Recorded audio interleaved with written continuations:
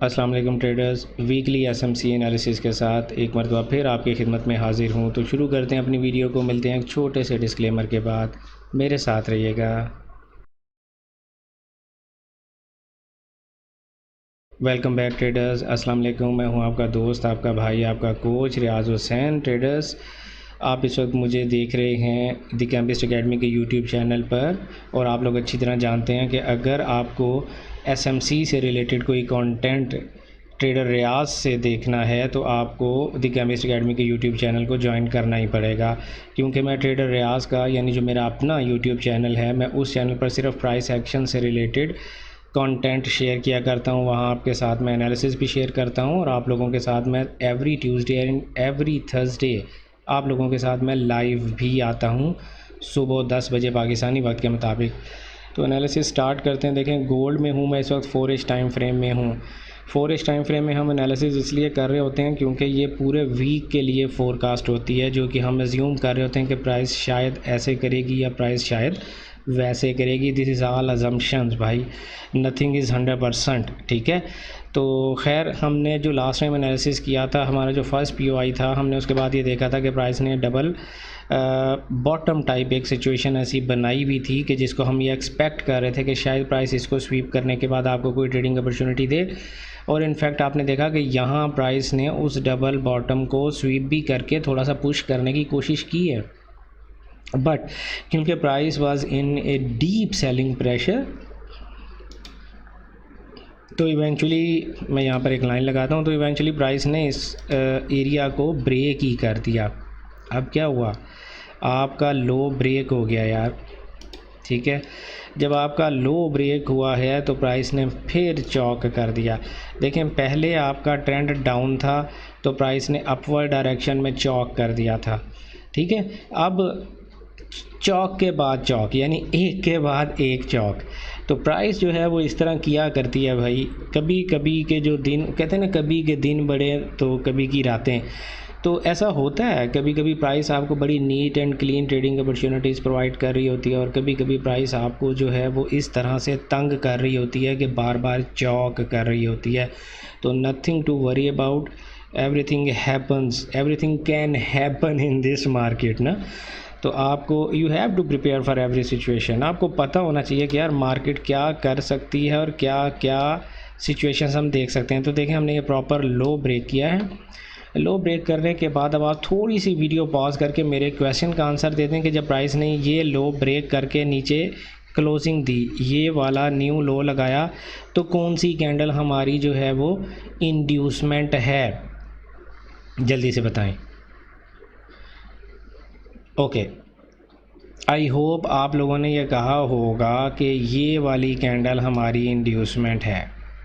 Price ने ये inducement नहीं ली और प्राइस फर्दर डाउन चली गई, यानी इस लो को भी ब्रेक करके नीचे आ गई।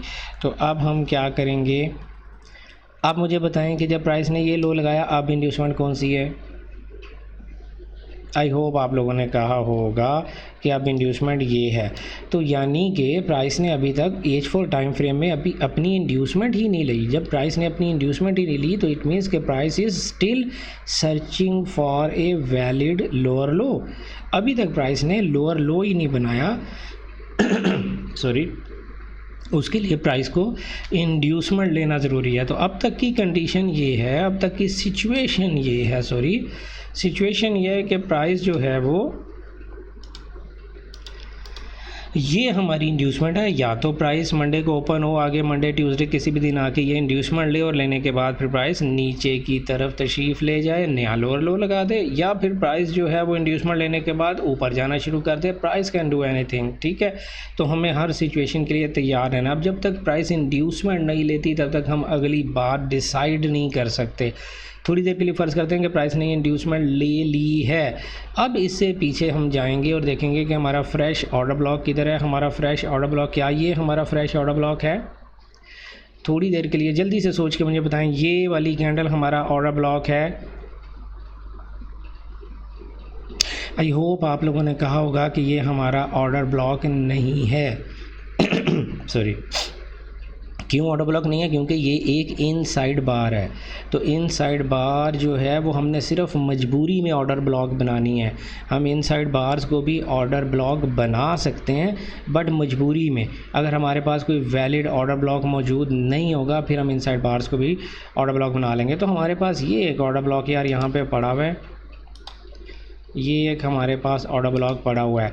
अगर प्राइस इंड्यूसमेंट लेती है तो कहीं ना कहीं दोबारा इस ऑर्डर ब्लॉक तक जाने के उसके चांसेस हैं 1962 डॉलर्स के पास। इसके बाद प्राइस के पास ऊपर साथ ही एक ये ऑर्डर ब्लॉक पड़ा हुआ है और एक्सट्रीम पे हमारे पास कोई ऑर्डर ब्लॉक नहीं पड़ा हुआ।